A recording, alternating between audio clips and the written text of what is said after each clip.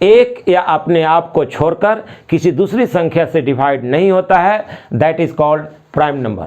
अभाज्य संख्या, नाम से ही पता चलता है कि यह संख्या किसी दूसरी संख्या से विभाजित नहीं होगी, ऐसे संख्या को हम लोग प्राइम नंबर कहते हैं। For example 2, 3, 5, 7, 11, 13, 17, 19 and 23। इस तरह से यह भी प्राइम नंबर भी जो संख्या होता है, प्राइम नंबर संख्या भी जो होता है अनंत होता है, इसका भी कोई लिमिट नहीं है। बट जो आपका एग्जाम है उसमें एक सवाल बार बार पूछा जाता है, वह है स्मॉलेस्ट प्राइम नंबर। हमेशा आपका आएगा स्मॉलेस्ट प्राइम नंबर कौन सा है, स्मॉलेस्ट प्राइम नंबर, तो हमेशा आप लिखिएगा 2। उसके बाद हम लोग पढ़ेंगे कंपोजिट नंबर।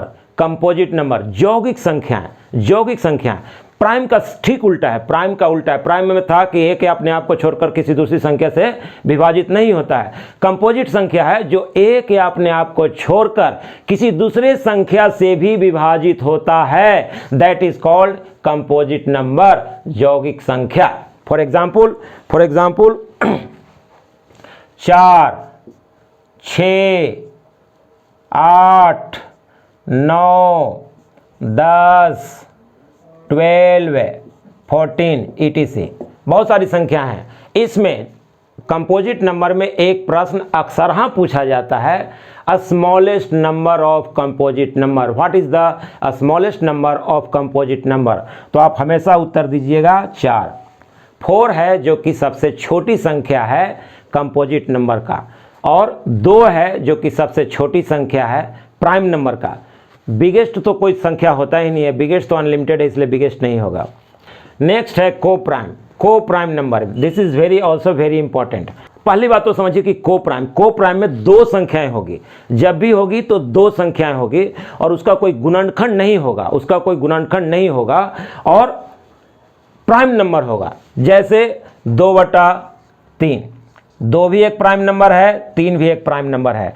इस तरह से 2 और 3 को प्राइम कहलाएगा। 2 और 3 जो संख्या है वह को प्राइम कहलाएगा। अब हम लोग चलेंगे रेशनल नंबर की ओर। रेशनल नंबर हम लोग जैसा कि पहले भी बताए थे कि रेशनल नंबर क्या होता है, ये जितने भी नेचुरल नंबर है, ऑड एंड इवन नंबर है, होल नंबर है, इंटीजर्स नंबर है, प्राइम नंबर है, कंपोजिट नंबर है, को प्राइम नंबर्स है, all numbers are rational number, परिमेय संख्या। रेशनल नंबर वैसी संख्या होती है जिसे हम P/Q के रूप में व्यक्त कर सकते हैं। P/Q आप A/B भी लिख सकते हैं, X/Y भी लिख सकते हैं, कलम/कॉपी भी लिख सकते हैं, लिखने के लिए कुछ भी लिख सकते हैं, लेकिन मैथमेटिक्स की भाषा में हम लोग P/Q लिखते हैं। P/Q वेयर, जहाँ पे where P and Q integers number होगा। क्या होगा? इंटीजर्स नंबर होगा। यह जो P और यह जो Q है, दोनों आपका इंटीजर्स होना जरूरी है। क्या होगा? इंटीजर्स होगा। और वेयर जो Q है वह भी इक्वल 0 नहीं होना चाहिए, क्योंकि जब भी डिनोमिनेटर में 0 होगा तो उसका जब हम हल करेंगे तो उसका हल अपरिभाषित होता है। कभी भी डिनोमिनेटर के जगह पर 0 नहीं हो सकता है। नोमिनेटर में 0 हो सकता है, लेकिन डिनोमिनेटर में 0 नहीं हो सकता है।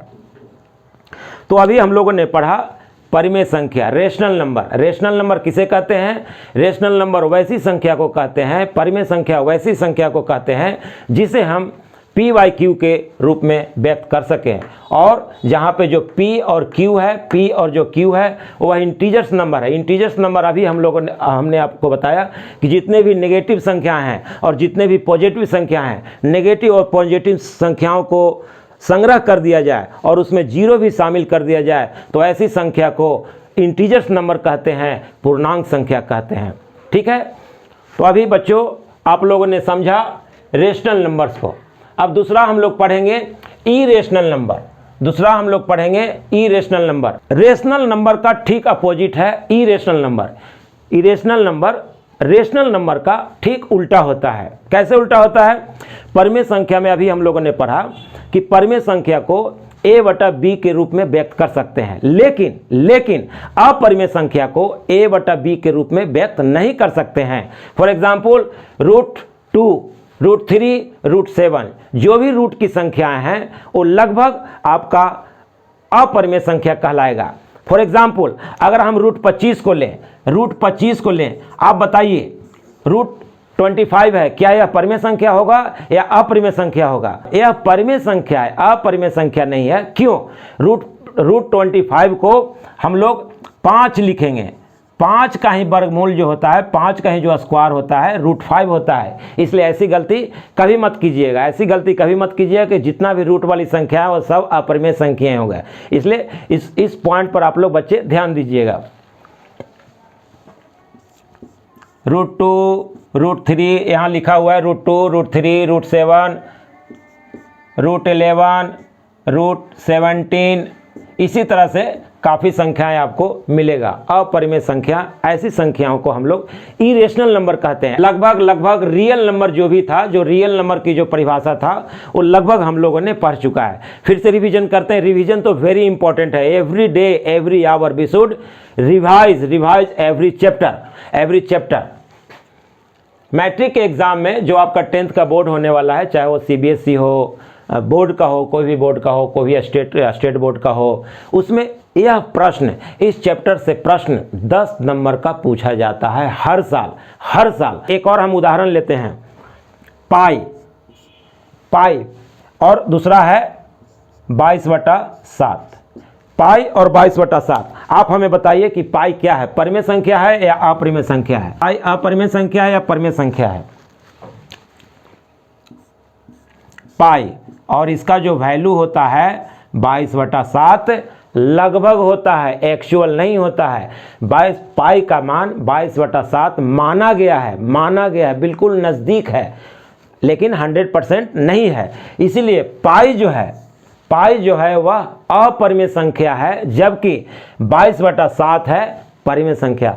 22/7 है परिमेय संख्या, रेशनल नंबर, एंड पाई है वह अपरिमेय संख्या, इरेशनल नंबर कहलाता है। जीरो क्या है? जीरो भी परिमेय संख्या है। जीरो इज ऑल्सो ए परिमेय संख्या, बिकॉज इंटीजर्स नंबर, जो इंटीजर्स नंबर है, जितना भी माइनस का है संख्या और बीच में 0 है और उसके बाद 1 है, 2 है, 3 है, ऐसी संख्याओं को हम लोग इंटीजर्स कहते हैं। तो इंटीजर्स नंबर जो भी होगा वह रेशनल नंबर कहलाएगा। वह क्या कहलाएगा? रेशनल नंबर कहलाएगा। अब जो दूसरा जो आज का सब्जेक्ट है, टॉपिक है, fundamental theorem of arithmetic. Fundamental theorem of arithmetic बहुत इंपॉर्टेंट है। इससे हर साल इस चैप्टर से रिलेटेड हर साल आपका प्रश्न पूछा जाता है। इस थ्योरम का मीनिंग है एवरी कंपोजिट नंबर। अभी हमने आपको बता दिया कि कंपोजिट नंबर क्या होता है। कंपोजिट नंबर फिर से समझिए, वैसी संख्याएं जो एक या अपने आप को छोड़कर किसी दूसरी संख्या से भी डिवाइड हो जाए, कट जाए, वैसी संख्या को कंपोजिट नंबर कहते हैं। वैसी संख्या को यौगिक संख्या कहते हैं। Every composite number can be factorized as a product of prime in a unique way. कोई भी कंपोजिट संख्या है, सबसे स्मॉलेस्ट कंपोजिट संख्या 4 है। इसको जब हम फैक्टराइज करेंगे तो उसे हम लिखेंगे 2 गुना 2। 2 भी प्राइम नंबर है और 2 भी प्राइम नंबर है। दूसरा लेते हैं 6 भी 2 गुना 3, 2 भी प्राइम नंबर हो गया, 3 भी प्राइम नंबर हो गया। 8 लेते हैं 2 गुना 2, यह भी प्राइम नंबर हो गया। 9 को लेते हैं 3 गुना 3, 3 3 9, यह भी प्राइम नंबर है, तो अभी हम लोगों ने समझा कि एवरी कंपोजिट नंबर है।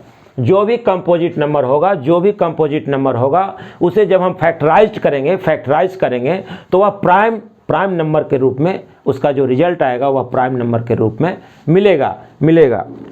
और भी एग्जाम्पल से समझते हैं हम लोग।